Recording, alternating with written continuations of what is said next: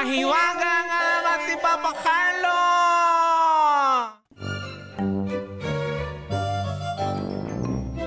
Pag nag-Facebook ka, lagi mo makikita yung mga relo na binebenta, yung mga, anong tawag dyan? Luxury? Oo.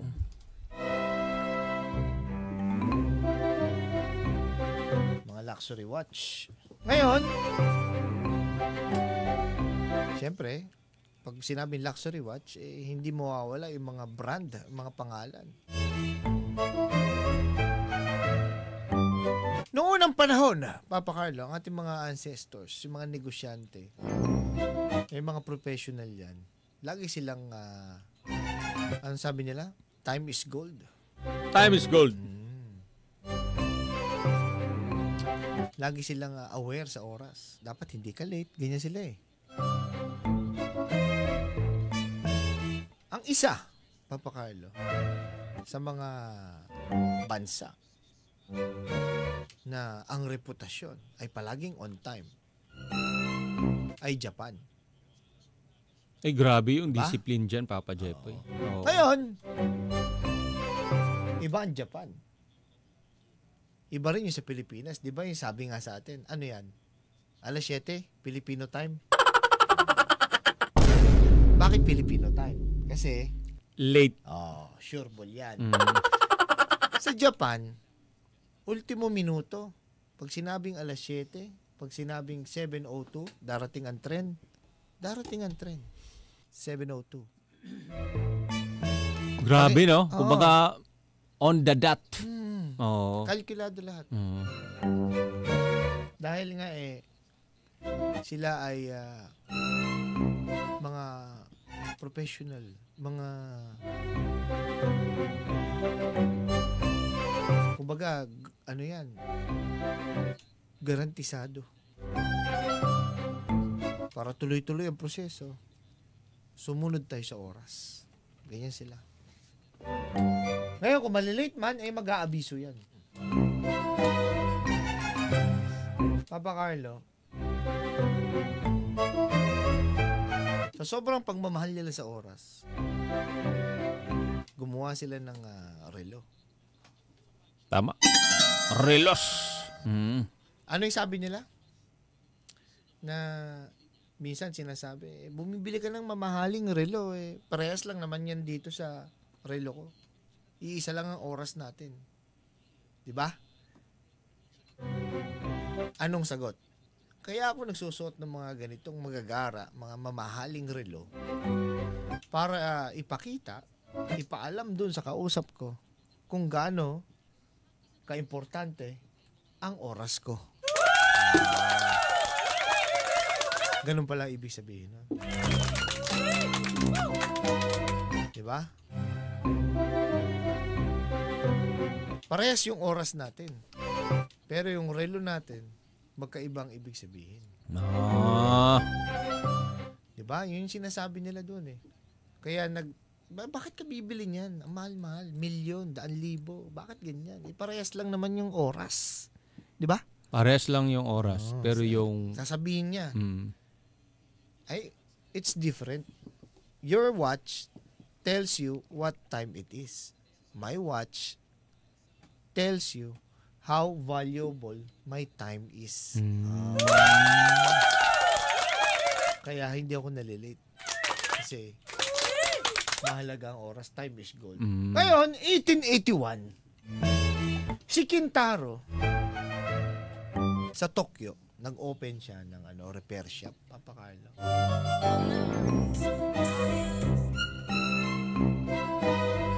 Ang ibig sabihin ng tinayo niyang repair shop ay exquisite or success.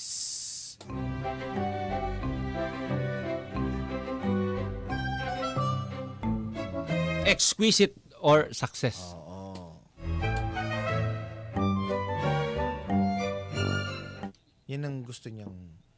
Tapos, 2 words yun. Yung pangalawang word, house. So, ibig sabihin, house of success.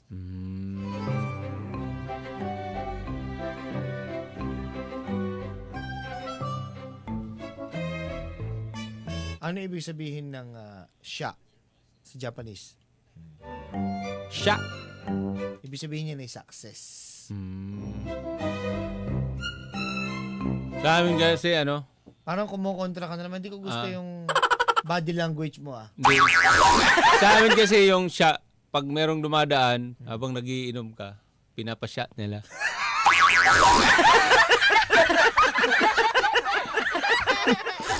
Boss! Bago ka dumaan, boss, shot ka muna. Boss, shot muna tayo, boss. Damn, son, where'd you find this? Shot ka muna. Saan ba tayo brad? Saan magbababad? Parang na agad, yoko sumagad. Pero pag napasarap, inuman magdamag. Bawal malasing agad, mamaya pasag. Shot.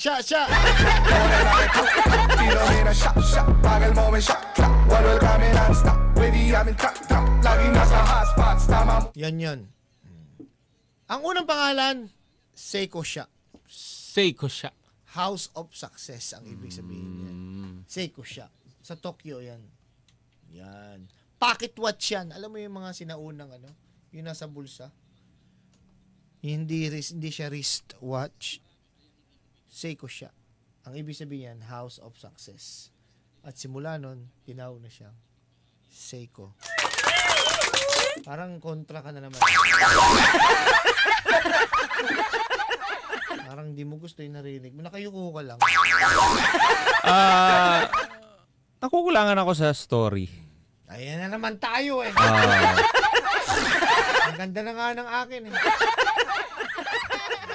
Ito yung story niya, no? Iyan ko lang para medyo maintindihan nila. Ba't hindi pa ba naintindihan yung sa akin? Wow! Medyo na-insulto ako dun. Sa bundok ng Fuji, Papa Jepoy. Sa Japan to. Okay naman yun. Medyo naman ako doon. Tanungin kita. Ha? Nakapunta ka na sa Japan. Oh, of course. Tama. Mount Fuji. Hmm. Japan yan. Hmm. Nakapunta ka sa Mount Fuji. Oo naman. Nakapunta na ako doon. Pagbaba mo ng airport, anong sabi? Ha? Anong sabi? Pagbaba ko? Grabe. Sawarika kapunta!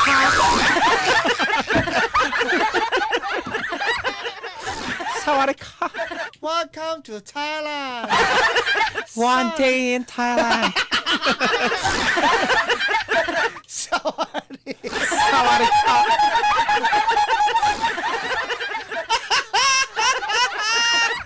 Anong pinakain sa'yo doon? Sa Japan. Japan? Anong masarap? Grabe, doon naalala ko lang talaga yung pinakamasarap. Gusto ko lang i-verify para baka kasi nag-iimbento ka lang eh. Ha? Na-appreciate ko yung chow pan doon, ang sarap.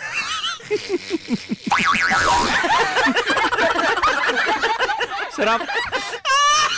Yun na nga lang kinain ko eh. Chow pan. Sige, tuloy yung kwento. Ngayon, sa Mount Fuji. Sa Mount Fuji, merong naninirahang isang manggagawa. Pangalan niya, Seiji Kuruda. Manggagawa yan. Manggagawa ito. Si Seiji ay isang henyo. Manggagawa yan. Sa paggawa ng mekanismo, imbensyon. Lahat ng kanyang mga nilikha ay perpekto. Ngunit may isang bagay siyang hindi mahanap ang paraan upang kontrolin ang oras, Papa Jepoy.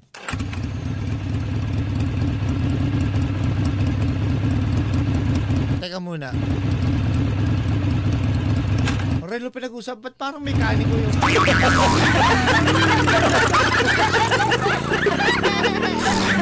Parang mekaniko yan parang... Sigurado ka, Relo? Relo? Bakit motor ang narinig ko? Okay, napansin ni Seiji na ang mga tao sa kanilang nayon ay madalas malate. Walang eksaktong paraan upang masukat ang oras, Papa Jepoy. At dahil dito, Papa Jepoy, napagpasyahan niyang lumikha ng isang bagay na magbibigay ng eksaktong oras sa lahat. So, eto na yun, Papa Jepoy. Isang gabi habang nagmumuni-muni si Seiji, hawak niya mga tissue.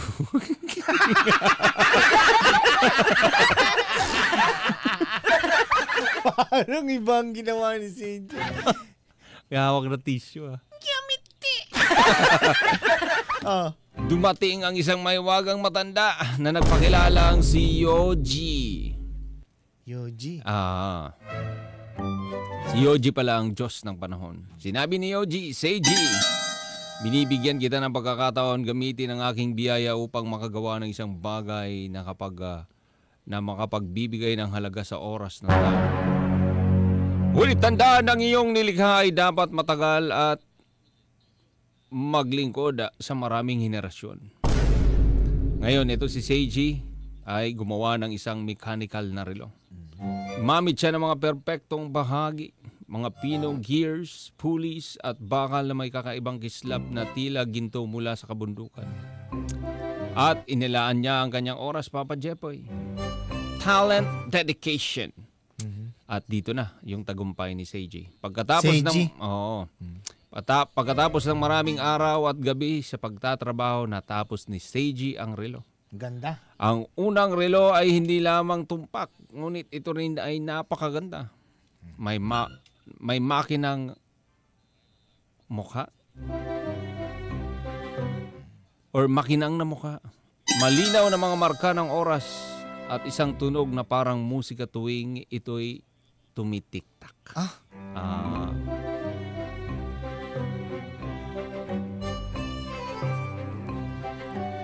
Anong tunog? Ha? Wala pa ako nakitang Seiko na may alarm. Ha? Wala pa ako nakitang... Parang baka may tunog. Ang tunog niya? Sino yung gumawa? Seiji. Seiji. Seiji. Oh, anong tawag? Simula nun, anong relo yan? Wala pa ako nakitang... May relo? Tumutunog siya. May tunog? Anong tunog? Tuming alas 12. Paano? Ting, ding, ding.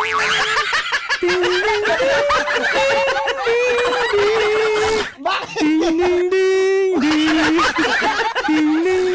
Naging lalabay Ting ding ding.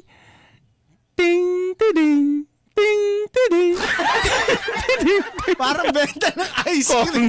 Cornet. Nag-isilekta. Ayos na rin yan.